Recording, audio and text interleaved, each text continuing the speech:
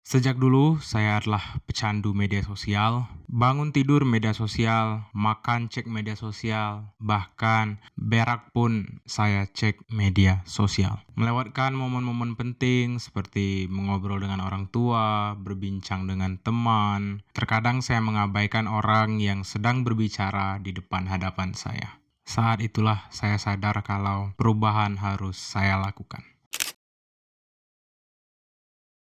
Halo teman-teman, perkenalkan nama saya Don Fernando dan pada kesempatan kali ini kita akan mendiskusikan, membagikan pengalaman saya. Saya bereksperimen dengan diri sendiri yaitu berhenti main media sosial selama 1 bulan. Apa dampak yang saya rasakan dan apa alasan saya melakukan semua ini? Semua akan saya bahas pada konten kali ini. Tapi sebelum itu, jika berkenan silakan like video ini, share video ini, dan subscribe halaman YouTube ini karena itu membantu video dan halaman YouTube saya direkomendasikan oleh YouTube. Terima kasih. Mari kita mulai. Yang pertama, saya ingin menjelaskan alasan kenapa saya melakukan berhenti media sosial selama 1 bulan. Alasan nomor satu kenapa saya mencoba untuk berhenti media sosial dan berhasil selama 1 bulan yaitu malas. Sosial media adalah penghibur di kala sedih dan penghibur kita di kala bosan. Ia sangat jitu sebagai alasan kita untuk menunda-nunda apa yang ingin kita lakukan dan ampuh mengalihkan kita dari apa yang ingin kita capai. Setiap kali saya ingin menyelesaikan tugas atau mulai membuat konten seperti sekarang ini, tepat di saat perasaan malas untuk memulai itu datang, saya langsung atau bahkan itu sudah menjadi insting untuk membuka media sosial dan mencari penghiburan secara singkat dan itu sangat efektif tentunya. Media sosial dengan semua fitur yang dimilikinya untuk membuat pengguna tetap terikat adalah pengalih yang sangat jitu dikala kita ingin melakukan sesuatu. Saya yakin teman-teman juga di rumah sering mengalami ini, yaitu setiap kali ingin memulai sesuatu, perasaan malas datang dan tanpa sadar kita langsung mencari penghiburan di media sosial. Alasan nomor 2 kenapa saya melakukan detox atau berhenti dari media sosial selama 1 bulan yaitu alasan yang paling umum karena saya sudah kecanduan. Alasan kedua yaitu saya sudah kecanduan dan saya bahkan bisa menghabiskan waktu 6 jam. Bayangkan 6 jam dalam sehari hanya untuk berselancar di media sosial. Kalau saya mulai jam 6 pagi scrolling Instagram, TikTok, atau YouTube, berarti saya bakal berhenti dan memulai hari sekitar jam 12 siang. Bayangkan betapa banyak waktu yang saya habiskan percuma menikmati delusi yang ditawarkan oleh media sosial. Saya beri contoh, yaitu foto seksi, konten meme, komedi yang terlalu berlebihan, dan saya konsumsi semua informasi yang sebenarnya tidak terlalu saya perlukan. Dan memang pada kenyataannya kebanyakan informasi yang kita konsumsi memang tidak kita perlukan. Hingga akhirnya saya tenggelam di dalamnya dan menjadi pecandu media sosial. Alasan ketiga kenapa saya berhenti media sosial selama 1 bulan yaitu depresi. Saya sudah pernah berada pada fase depresi, namun masih bisa saya kendalikan karena saya cepat mengetahui keadaan pikiran saya sendiri, apa yang sedang saya rasakan, dan itu berdampak pada bagaimana cara saya berinteraksi dengan orang lain di lingkungan sekitar. Bahkan dengan teman-teman, saya menyadari ada yang berubah dari sikap saya dan saya cenderung lebih tidak periang dan cenderung mengisolasi diri dari lingkungan sekitar. Karena setiap hari saya melihat konten di media sosial tentang orang yang berhasil sebelum umur 30 tahun. Sering itu, banyak sekali.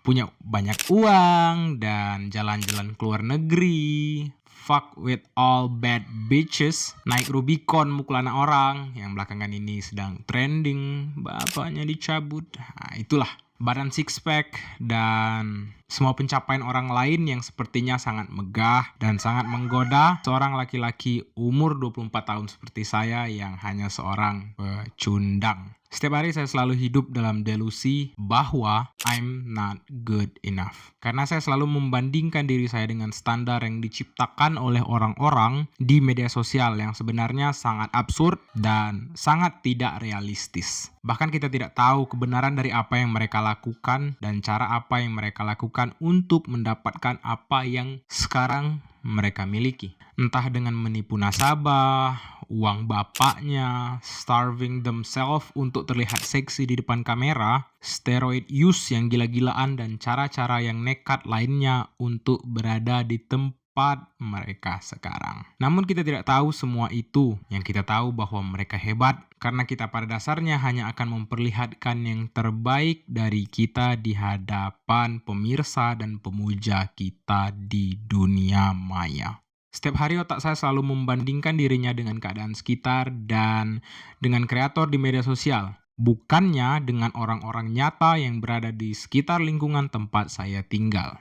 Tapi malah dengan konten kreator di media sosial, saya membandingkan diri yang sepertinya semakin hari semakin membaik dan saya yang semakin hari semakin memburuk. Saya bukannya menjelek-jelekan konten kreator di media sosial. Banyak kok konten kreator yang masih memberikan nilai tanpa adanya gimmick murahan. Namun yang saya kritik di sini adalah mereka yang mengumbar janji di hadapan kamera, menjanjikan sukses di usia muda, badan ideal dengan menjual produk mereka pada audiens yang awam, tanpa memberikan kenyataan bahwa mereka menyembunyikan sesuatu di balik tangan mereka. Banyak pengalaman dan pelajaran yang saya dapatkan dari berhenti media sosial selama 1 bulan ini, teman-teman. Jujur itu sangat banyak dan sangat-sangat bermanfaat untuk saya pakai dalam kehidupan sehari-hari. Dan itu sangat berguna karena saya memberikan waktu istirahat untuk otak dan hanya berkontemplasi dengan diri sendiri. Yang saya dapatkan adalah nomor 1, ketenangan.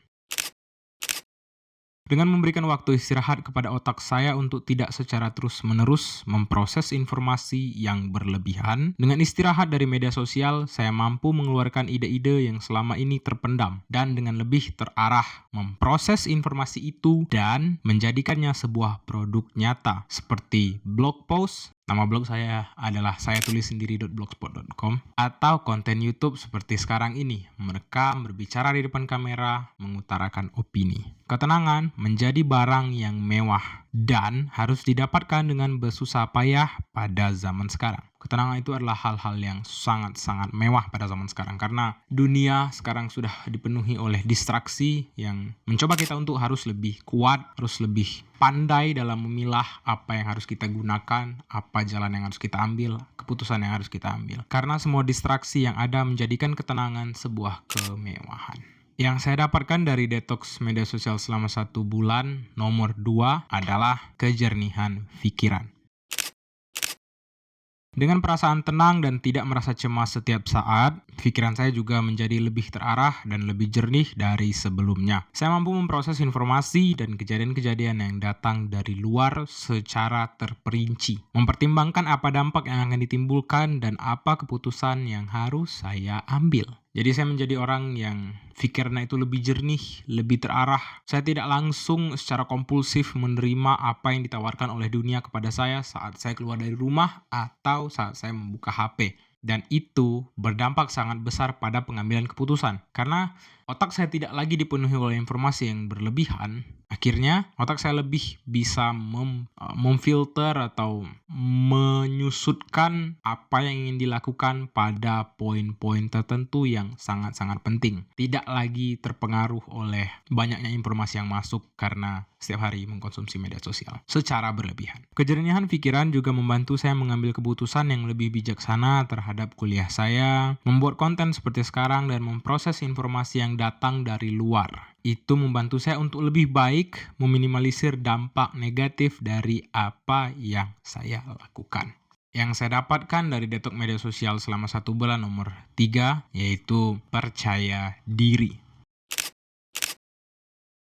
Akhirnya, setelah lama saya terjebak dalam genggaman media sosial dan berhenti untuk sejenak, menyenangkan rasanya. Dan itu berdampak pada kepercayaan diri saya. Dengan tidak secara terus-menerus membandingkan diri saya dengan orang-orang yang berada di platform tersebut, memberikan saya jarak dan perspektif baru tentang kepercayaan diri yang lebih baik dari sebelumnya. Bahwa saya lebih bijaksana dalam memilih sosok untuk dikejar, bukan secara terus-menerus membandingkan diri saya dengan orang-orang di media sosial. Bahwa saya sebaiknya berusaha untuk lebih baik dari hari kemarin dan memperbaiki kekurangan dan mempertajam kelebihan daripada terus-menerus membandingkan diri dengan orang-orang di media media sosial, dan standar kecantikan, badan ideal, jumlah harta yang secara tidak masuk akal mereka ciptakan.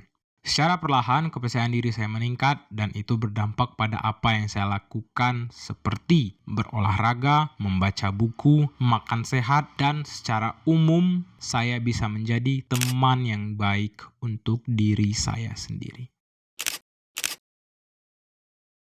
Dalam pengalaman saya sendiri, teman-teman, begitu banyak manfaat yang saya rasakan karena saya mencoba untuk berhenti dari media sosial selama 1 bulan ke belakang. Seperti kepercayaan diri meningkat, produktif, dan pikiran saya menjadi lebih jernih. Dan itu adalah manfaat yang pasti kita dapatkan karena memberikan waktu istirahat untuk otak dari konten-konten dan informasi yang kita konsumsi dari media sosial yang begitu membludak setiap harinya. Saya tidak mengatakan kalau media sosial itu buruk.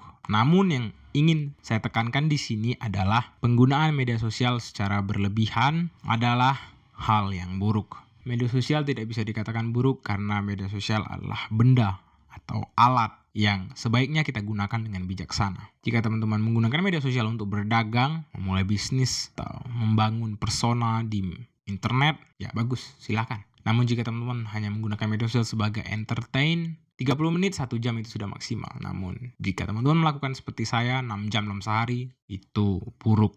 Seperti biasa, terima kasih karena sudah menyaksikan konten kali ini. Silakan like, share, dan subscribe jika berkenan. Dan seperti biasa, nama saya Edwin Fernando. Sampai jumpa.